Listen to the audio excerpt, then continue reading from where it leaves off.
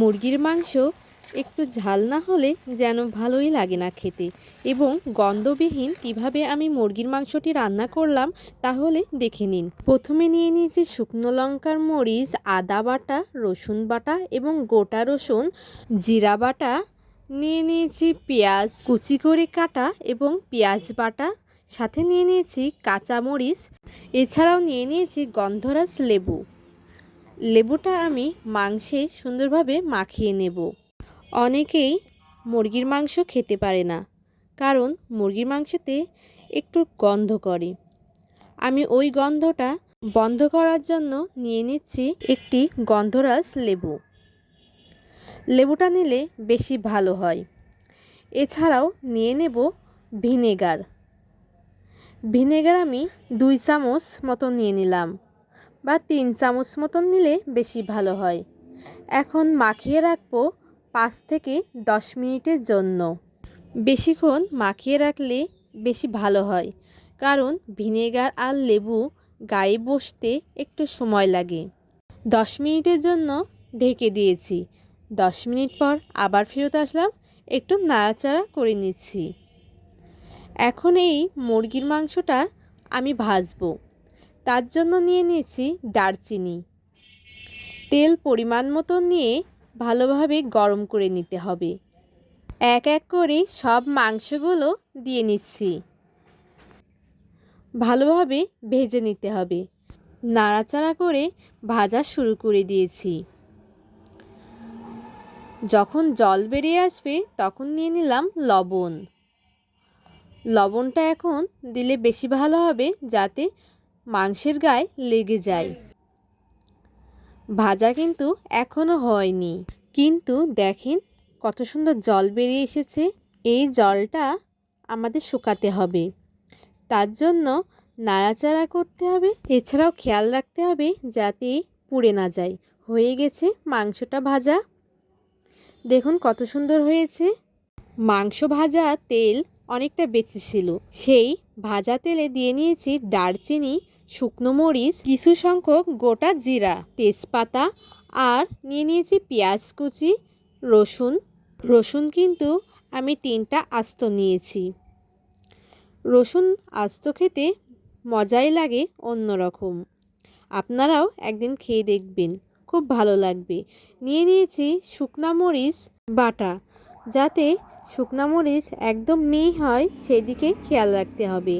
নিয়ে নিয়েছি জিরা বাটা। মশলার পরিমাণ একটু বেশি থাকতে হবে, তাহলে খেতেও ভালো লাগে। নিয়ে নিয়েছি পেঁয়াজ বাটা, এছাড়াও নিয়ে নিচ্ছি রসুন বাটা।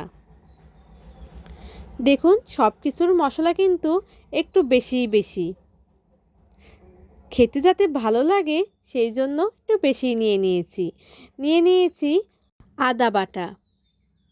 আদা বাটাটা কিন্তু অবশ্যই দিতে হবে, এবং কাঁচামরিচটাও নিয়ে নিয়েছি। কাঁচামরিচ দিলে একটু ঝাল ঝাল লাগে এবং খাওয়ার টেস্টটা আরও বাড়িয়ে তোলে। নিয়ে নিয়েছি সাদা তেল বা সয়াবিন তেল। দেখুন কষানোটা কত সুন্দর হয়েছে।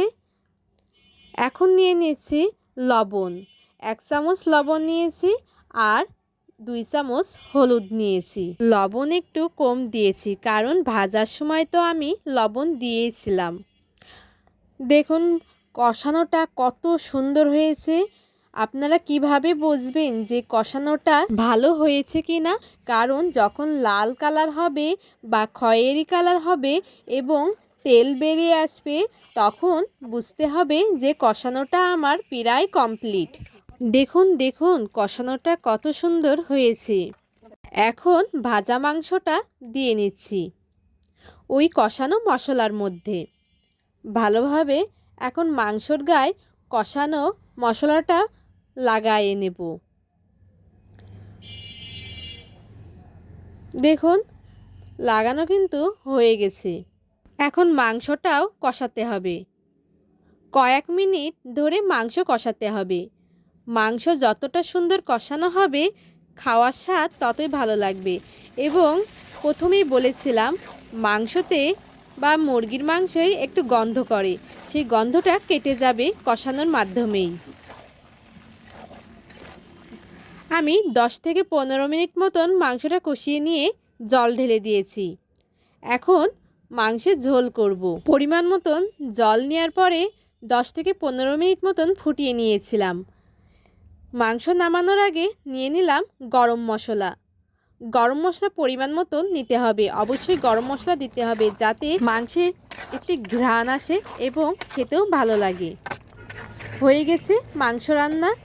কার কেমন লেগেছে অবশ্যই কিন্তু জানাবেন এবং দোলার বাঙালিয়ান রান্নাঘরের পাশে অবশ্যই থাকবেন। ফেসবুক পেজ থেকে আমার ভিডিওটি দেখে থাকলে অবশ্যই কিন্তু ফলো, লাইক, কমেন্ট এবং শেয়ার করবেন। এছাড়াও ইউটিউব থেকে দেখে থাকলে একটি সাবস্ক্রাইব, কমেন্ট এবং লাইক দেবেন। কে কোথা থেকে আমার এই ভিডিওটি দেখছেন অবশ্যই কিন্তু জানাবেন। আজকের মতন এই পর্যন্তই। টাটা।